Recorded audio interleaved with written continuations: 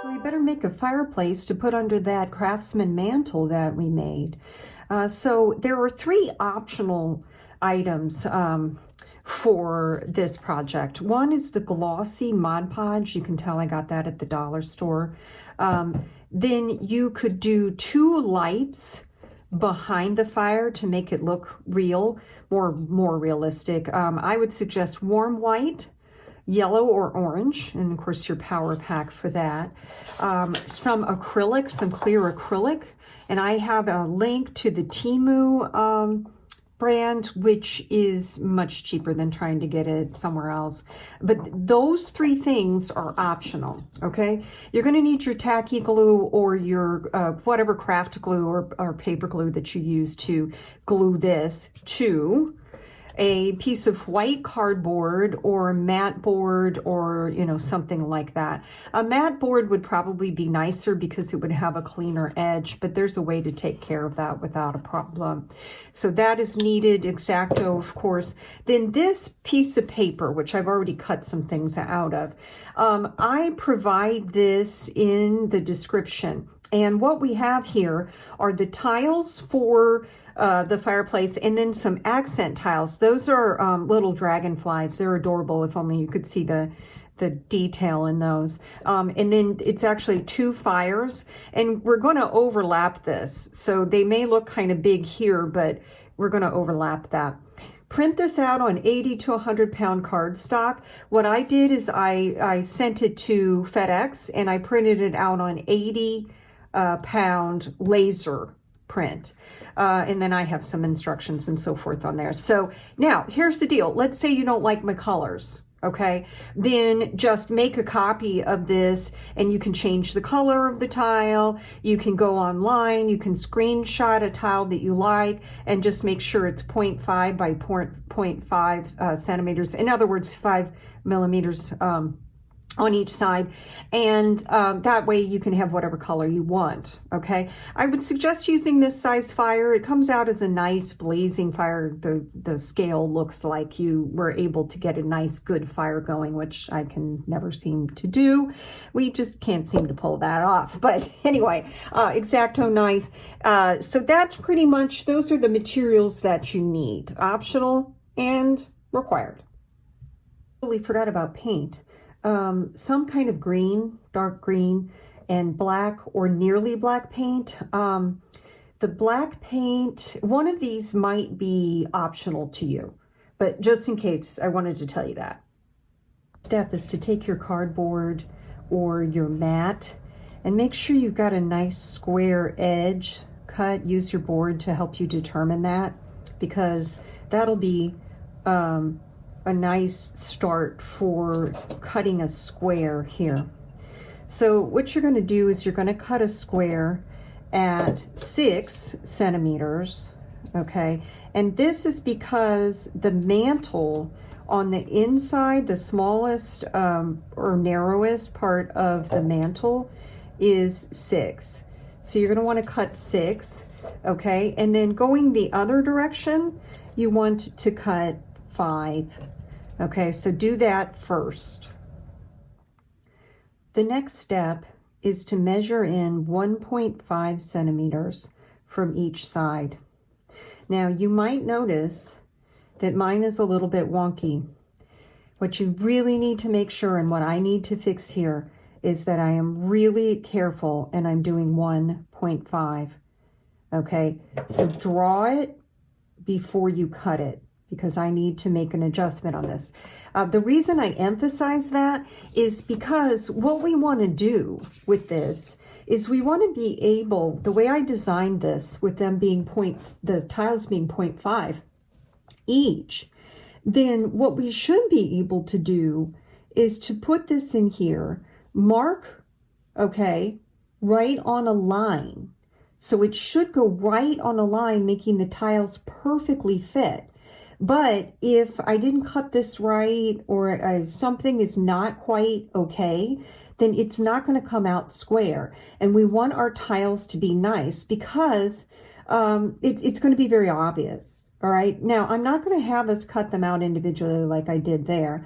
But if you can use the way that I've made this in order to paste that on there, it's really going to make your life a lot easier.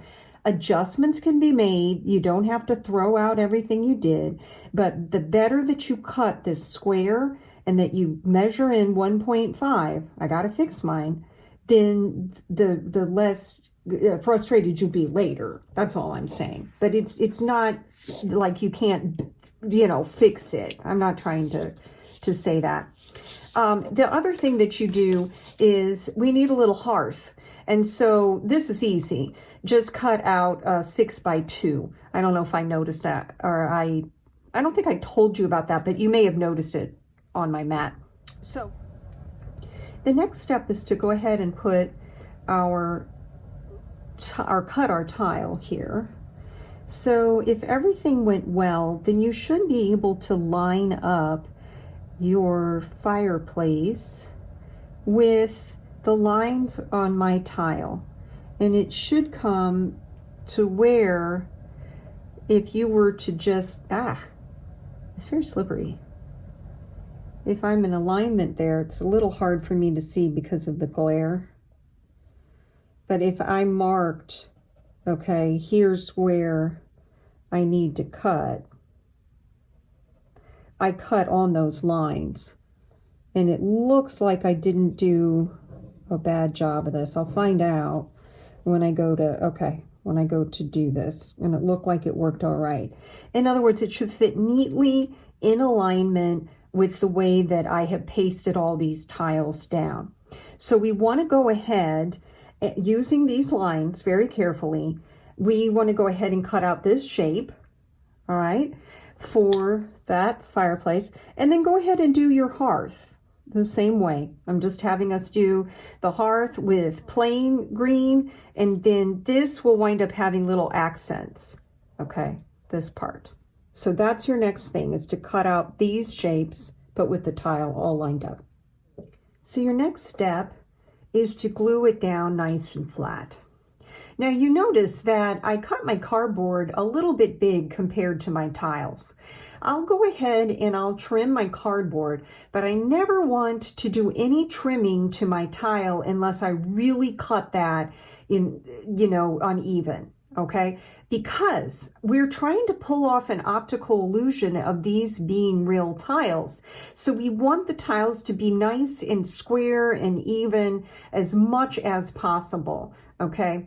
Now in real life, this would be centered perhaps a little bit differently and so forth, but we're trying to pull off an optical illusion, okay? And this is the easiest way to do it. So I'll trim my cardboard, but just don't trim your tiles if they stuck out. Like I'll probably just leave this little extra piece here that's looks like it's over the edge. Maybe it is. Okay, I'll leave that, but I'll cut that. Okay, so after you glue these on down and you trim if needed, trim cardboard if needed, then what you're going to do is cut little strips, just one tile wide. Honestly, you're not even going to need the whole tile. If you're really brave, you can cut it exactly the same size as the side, okay? So you'll cut those, but don't glue them on just yet, all right? What you want to do is you want to take a little bit of that green paint, and the green paint needs to be close, but not exact. Like you can't use like a chartreuse, that probably just won't work, but a dark green, okay? And I'm going to very carefully on the edge of the paper, my goal is to get it on the edge of the paper and cover up that white that goes along the side. Okay, I'm going to get some on the cardboard, but it doesn't matter. Okay, this just helps me to hold that. And I want to get rid of the white. So I want to get rid of the white on the parts that I glue down. And then I'm going to want to get rid of the white on one side of these strips. Okay, for all the way here. So these strips are for this, and the sides like that. You don't need the top and the bottom. They're not going to show, and you don't need that because it's not going to show. Now, here's an alternate way of doing some of this, and that is, and this is my prototype, you can just paint, I don't know if you can see that here, I'll bend it, it was just a prototype. You can just paint this inside in here black or nearly black, okay? Because this, when we get ready to take this on the back or glue this on the back, what's going to happen here is it'll give us like a optical illusion to where it's just part of the fireplace. I went back and forth and I just can't decide which one looks best. So, I mean, this is totally up to you. If you want to paint it black or if you want to do what we're about to do on the sides here. And I'll come back and show you like any little tips or whatever to kind of putting these on the side. So I took away the strips that I was going to put here because I've decided I'm just going to paint that black. So now come the sides. So you've got your green on there to kind of help to camouflage it, and you've got your green here, and if we put it up against that, we're hopefully going to notice that it did camouflage, or maybe it needs a second coat, okay? But it's mostly just to cover up the fact, right? If I get that on there. Okay, now here's the deal. You're not going to want to do this, but just do it. Put your craft glue, apply it mostly on the back. We don't want to get it on the front, although if you work carefully enough, you can get that off of there, and you can use your fingernail to get any part of it that has maybe dried on the surface. But anyway, you want to glue this on the side, lining it up, and then you want to let that dry, okay? Just do it. You're not going to want to let it dry, but just let it dry. Let it really dry, okay? Because after it's good and dry and stuck to the side, then you'll be able to turn it this way and you'll be able to trim that. Now, you won't really need your straight edge to trim that if you're careful, and that's okay because this is going up against the wall, and those trims just need to be straight enough that they're not going to show. Okay, so you don't necessarily need to try to figure out how to get a straight edge in there. Okay, here are the next two steps. So you've already touched this up and everything. After you've done that, as you can see, I went ahead and used the black on the inside, which is going to blend nicely into the black behind the fire. So what you do is you're going to want to take your straight edge or something else that's maybe duller than the back of your exacto knife. And what we want to do is line up the straight edge with what would be in between the tiles. And then we want to press firmly, and we're putting actual tile, you know, we're making it look like tiles, giving it the dimension. And this is actually how we, let me go like this to see if you can see, and it looks like I'm a little off on that, but it can be camouflaged. But I'm just adding that texture, and of course I'll go this way, and I'm getting that. It keeps us from having to cut all these individually. Okay, so I'll do all of that. Then the next step is to cut out all these little, like accent tiles, I guess I would call them. Now, the thing about these, and I don't really feel as if I need to do any kind of paint on the side because I didn't really feel that it showed as much with these. So depending upon how you put your tile on, if you lined it up the way I had it so that you have a complete tile, okay, 3 complete tiles, no cutting, nothing uneven, then when you put these accents, then your middle is actually They go like this. It's a dragonfly. So the whiter part is the wings, and so that goes on top. And to find that middle, it's actually going to be here in between these two tiles. And what I did is these are hard to pick up. Okay. What I did then is, like every other space, and of course you'll have to be very careful, glue it maybe even using your straight edge to help. And once you put, say, 3 across the front, I'll show you. So this one then would go, let me see here. Then you can switch to going down the middle, which is what I did, or I'm going to do. And you can just move over to here and go every other one, and it'll end evenly. Now, you can certainly do these different ways. I think I've given you enough that you could change it and maybe do a few more. I'm going to put a tip on the actual printout sheet, or the sheet where I have the tiles and so forth, and remind you that it's a good idea to make 2 prints of anything that has, you know, a detail like this, or a template or something, because it's like, for instance, maybe you want to do something different with these tiles and you need more tiles. Well, you're going to need another sheet. What if you mess up? What if the black paint gets all over the front and you can't get it off? You know, something like that might be a mess up. Then, you know, you've got a fresh one and you can start over. Now, that may seem like a simple thing, but you really have to remind yourself when you go to print it that you hit 2, so that FedEx or whoever you're using will print off 2 for you. So I can keep going on down, right? Every other one. And then for the bottom, I can do just the 4 corners. And I do want to show you this back row, this 4th row isn't going to show.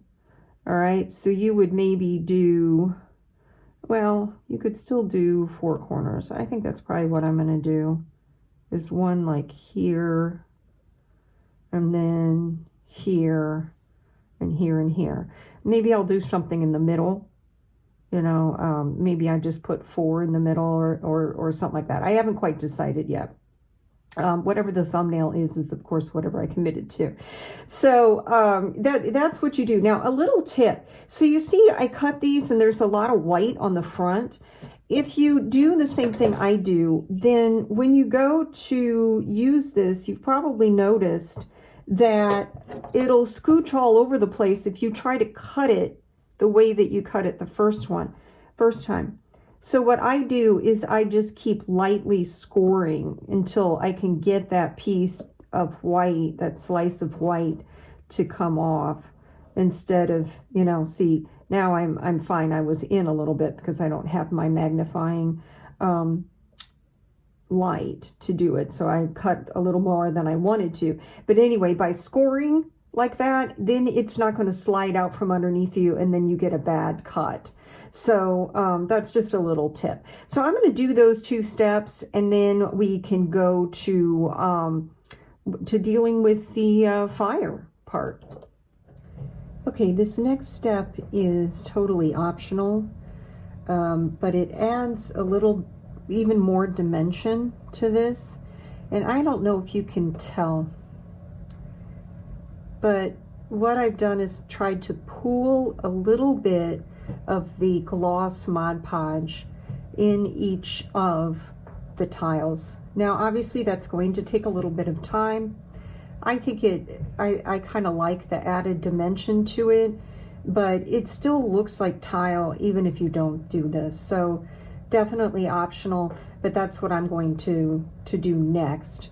And then I was talking about the fire. I'll do the fire after I do the Mod Podge for me. Now that we have these done, you can do this next step where you cut a piece of acrylic, and it's approximately the size of the black square. It won't matter, you'll see. So that's kind of if you wanted to have it be like a glass door or just a glass front to it, then you can go ahead and do that. And just make sure it covers up the black part. Now, the tile will actually cover up a little bit of the black part anyway. And that's just because that's how I could get my image. It just worked out that way. Make sure your acrylic doesn't have fingerprints like mine. Okay, so when you go to glue this down, you're going to probably want to bring it up from the bottom, okay, and align this with the top. Okay, that's like your guide. And if you do that and sort of mess with this back and forth, and then glue that down, okay, what you can do is then cut a line from here to here. So after I glue that down, then I can just use my straight edge, and I can carefully cut a straight line. That way everything is straight and adjusted the way you want. So you're going to have extra black here, and you're going to overlap black here and here, but just align this top with the top of my square. Okay, so go ahead and do that, and then we will do a couple more steps. This next step is optional, but I like to have some light behind the fireplace. These are not my warmest color, but I tested it, and it turned out to be okay. It's nicer to have a warmer white. Oh, and you can even do the little twinkle lights, and that's kind of fun. So when you go to put these on the back, choose the lighter part, like down in here. I'm going to put one down in here, okay, because it'll show better. And then what I do, because I don't like to glue it right away, is I tape it down. And you want to tape it so the lamp part, the light part, stays facing out like that. And then I'm going to put this other one, I think, here. I think that'll look good. Of course, you can do as many as you want. You can do as many bulbs as you want. But I'll tape mine first and hold that, and then I'll bend this back like this, holding these down. And I'll probably tape this along the back. Now I'm going to show you actually how to do, you know, a little bit of structure for your house. In other words, a wall to put this on is always nice. And so it kind of matters, you know, how you do your wall, of course, in terms of how you run your wires. But that's for another day. But I'll probably do like so. So your last step or steps would be to go ahead and glue this down. Make sure you glue it really well so that you don't have any space between this and your hearth. And you are actually, let me show you this way. You are gluing it on top of the hearth. And there's a reason for that. And it's because if you just glue it to the back of the hearth, it's going to have this gap. I don't know if how well you can see that gap. So you want to glue it to the top. And then, so I'll do that. And then, of course, if you made the little mantle, then you'll glue this here. So if you're going to turn off the video now, please don't forget to subscribe, and I'll come back and show you what this looks like in real life. There we go, all glued together. So there's the little Craftsman mantle and fireplace.